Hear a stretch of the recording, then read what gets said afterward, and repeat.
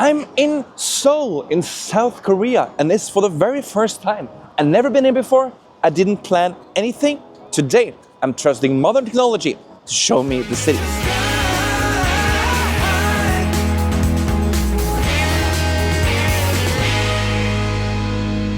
It is a long time ago since I traveled to the other side of the world all by myself without any plans. But then I still needed to plan something because you didn't exactly know what to do and where to go.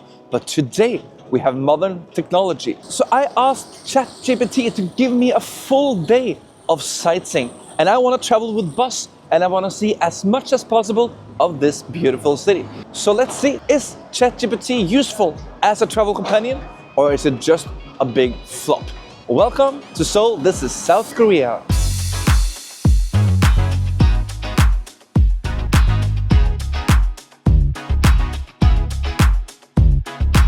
At the moment, I'm in the area of Myeongdong, but this is a very vibrant and nice part of the city. A lot of hotels, a lot of restaurants, there is a subway here, buses are all the time running in the street. But what I'm seeing is that it's not that many cars, it's not that many people. It is 10 million people living in the city, and I feel so calm, and everything around me is clean. So now I have to go and follow ChatGPT's travel plan, so I need to buy myself a travel card for the buses and trams. And that card is called T-Money card, so I just need to find that. Oh, it's green light. And apparently all 7-Elevens and these Q kiosks should have them. Do you have the T-Money card? Okay. Bye-bye. So I got my travel card and I could pay it with card. And it was about €2.50 for the card itself. And each trip then is 1,400 locals, which is just under €1 for each trip. So it's very convenient to travel here in Seoul. And you can use the card on both the metro and the bus. So now I'm looking for a bus called 7011. I've seen it passing here in the street. Google Maps tells me to go very far to find it.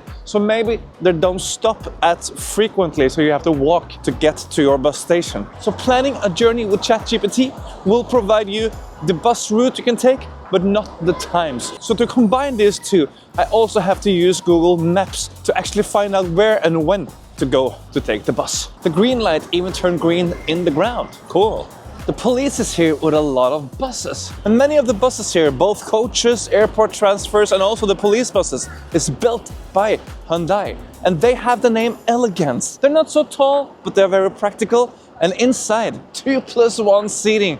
Oh yeah, I like that. I'm walking in this path under the road to skip all the traffic and see, there is no graffiti. It doesn't smell like pee like whole Europe would do or America. Everything is clean and safe. I'm going to enjoy my days in South Korea. That was the first double-decker bus I've seen. Until now, I've seen mostly about 12-meter buses, some even shorter, but that was a 3-axle double-deck. I didn't see any articulated buses yet. Another double-deck. I feel like I'm walking in the future. All the buildings are so beautiful and modern. All square, look like Times Square, and within all the beautiful modern new houses. This is why I love Asia.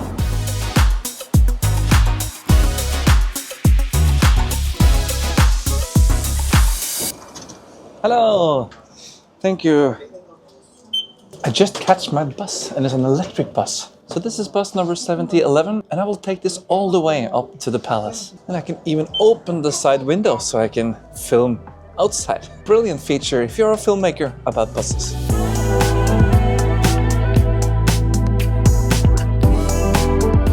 First city bus experience in Seoul. But it was just like I thought. It was a very long drive between each station. So now it's probably almost a kilometer ago since I passed where I thought I was supposed to leave the bus. But then I just have to walk back. And I can already say this time schedule, it's completely off. So I need to work hard to see everything ChatGPT told me to see today. And every time you wander off the main road, you find this genuine, nice back streets like this. You can buy yourself some traditional dresses. There's a lot of food everywhere. I was just about to do a little illegal cross of the road, but here I found something interesting.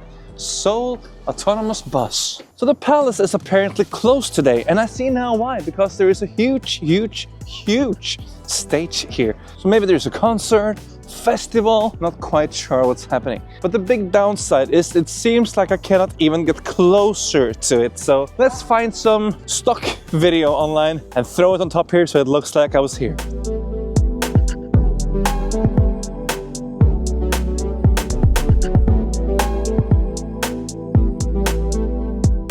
The good thing with the closed palace is that now I'm almost back on time schedule again. Oh, that was my bus. So now I'm going to find another bus to take me to the next place. I think the buses here have a high frequency, so I just wait for the next. Look at the details in the painting. That bus, okay. Okay, thank you. I was so close taking the autonomous bus, but I'm in a pink bus. This bus is like everything I thought South Korea could be. Pink, cartoon-ish. And I only waited for 2 or 3 minutes before the bus to arrive. And that was another electric bus. Oh, there it is. I could have been riding with that. I had a pink bus. That was fun. Not many cars, but they do not stop for you. That's the case here. So now I'm walking down to a part of the city that is called Bukchon village. And this is a very old and famous part of the city. Small traditional houses where people are living very close to each other. And the hillside in the background should be a very nice backdrop for some great photos. This is a very cute and small electric bus from a brand I never heard about before, KGM. So in this small part of the city, there are small buses taking you back and forth. It's police everywhere. I feel so safe. And the only garbage I've found on ground is leaf falling down from the trees. Another Kia coach, and it's named Silk Road. Short bus looks like an Iveco in the headlamps.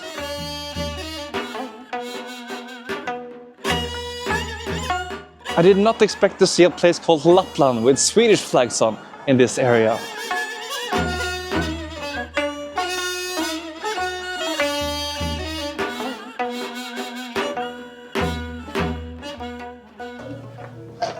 I don't know if you heard that, but that was a burp from an old lady.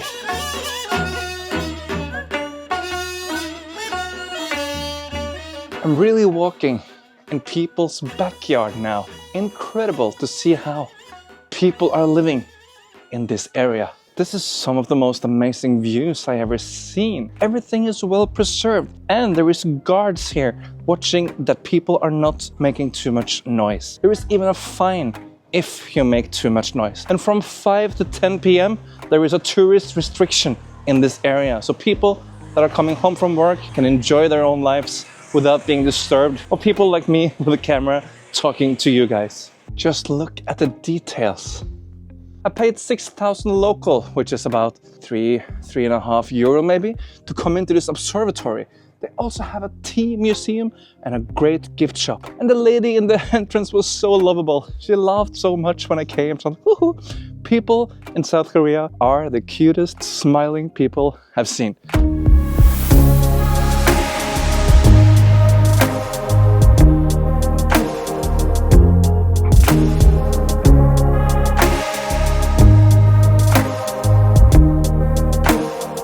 It is time to move on, even though I loved Bukchon village. But I have a very strict time schedule today, so I need to get moving.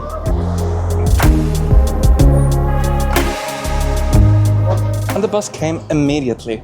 Now we are in a diesel bus, and I can hear we have a fully automatic transmission. I am about 30 minutes behind schedule, and I will try to catch the schedule, because tonight I will be on a viewpoint of Seoul.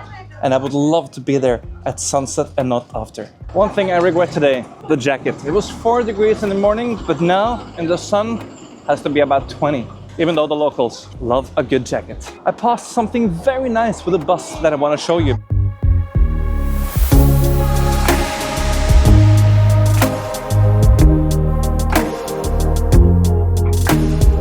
So now I'm at Jogyesa Temple. The area is surrounded with a park with beautiful flowers, trees and colors I've never seen before. The temple was first established in 1395 and the modern temple was founded in 1910.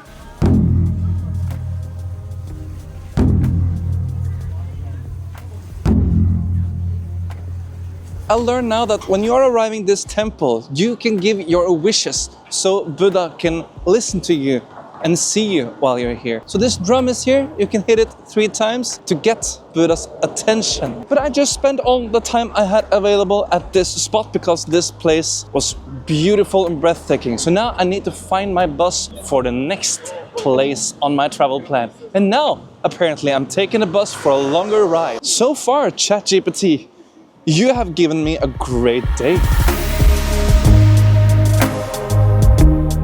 Now we're talking my language. I just found some BRT platforms in some of the busiest streets in Seoul. There is a BRT kind of system. You cannot call it a complete BRT system because it's not a BRT system from the beginning to the end of the line. But still, in the main city center, there is long bus lanes just like here.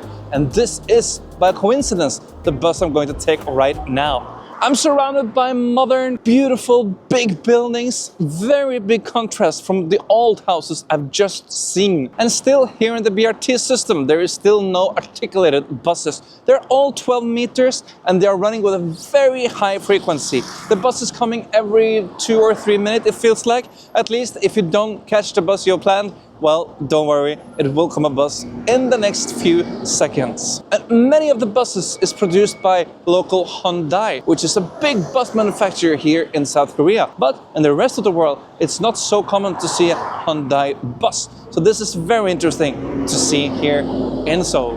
I don't know if I've ever seen this many buses at once. It's incredible! I love efficient public transport systems. Some buses are older, some buses are newer, some is electric, some is diesel. I love variety. Hello, mister. And this bus is a Chinese BYD, one of the few bus brands I have been driving with before.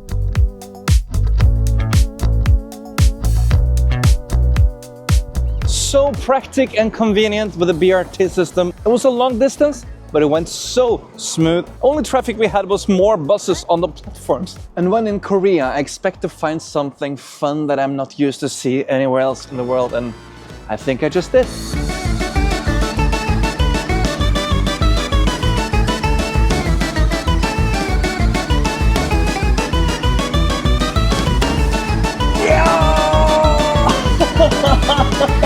I had no idea it would be so fun to win little Simba.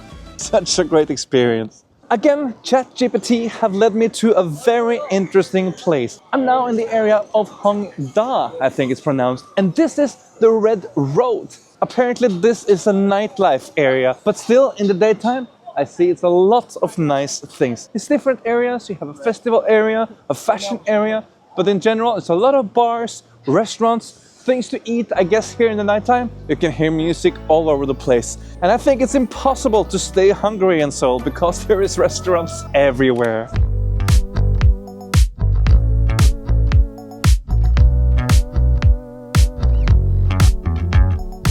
So the next place ChatGPT tell me to go is to a park, and I have to cross the river. So now I have to take one bus from here, change, go to another bus, and then come to the other side of the river. I'm really trusting this travel plan today.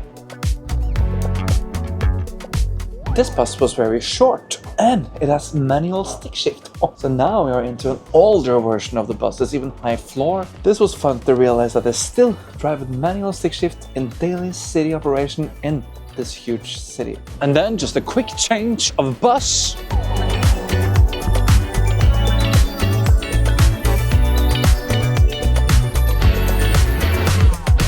And then I can arrive to the park. Beautiful crossing of the bridge. This park is a cruise terminal, and I don't think the big cruise ships is coming in here. And I see that because of the bridges are quite low around us, but they have some river cruises here. For me, this is probably the first mistake from ChatGPT. This was not what I wanted to see today. Of course, I love the river. I'm sure I would love to be here on a warm, bright summer day. But now it's creeping down under 10 degrees. I will do some shots before I leave and then I will go straight to the next one. Good, because I'm a little bit late again on the schedule. Maybe this can help me gain some time again.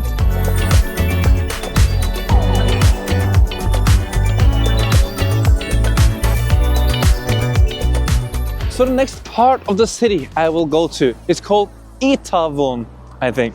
And now, in the end of the day, I will end up at the tower here in the background. And to get to Itaewon, I have to take a bus across the bridge again, and then I will take the day's first subway.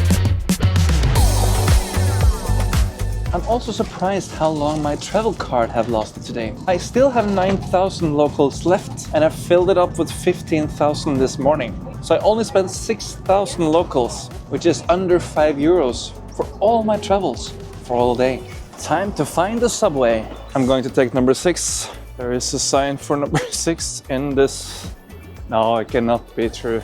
That was the first time I found bad information so far. This makes a lot more sense. And after watching Squid Game, I know that I will not play with any man in suit. It's a huge platform. So this is where all the people are hiding. This subway was built in 1999 by Rotem. So they are starting to become quite old. Still, I find them modern and they are wide and take a lot of people. Also unusual to see a subway with closed doors between the cars, but you can open them and go through. At least I didn't learn, let people out first. Really deep stations. So this is the place that ChatGPT suggests me to go and have dinner. But I will not do that tonight because I want to see the sunset from the top.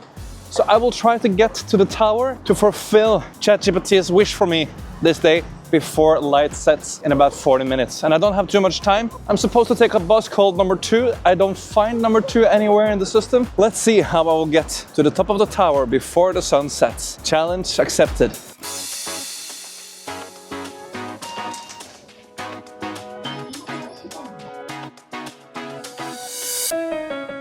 Sun is setting in 5 minutes and I'm still down, but I found a cable car.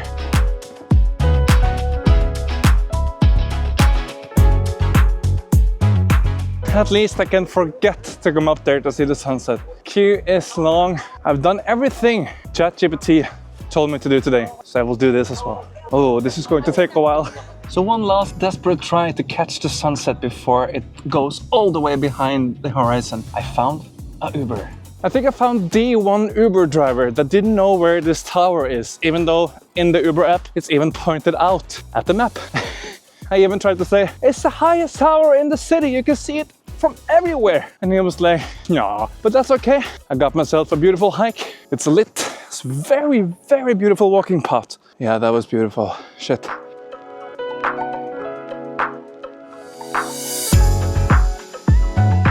So there is a bus, but it's called 01. I think that was the bus I was on earlier today, the pink bus. I'm almost there. There is even an old city wall next to us. This was where I wanted the taxi to go, not down there. I had a great exercise.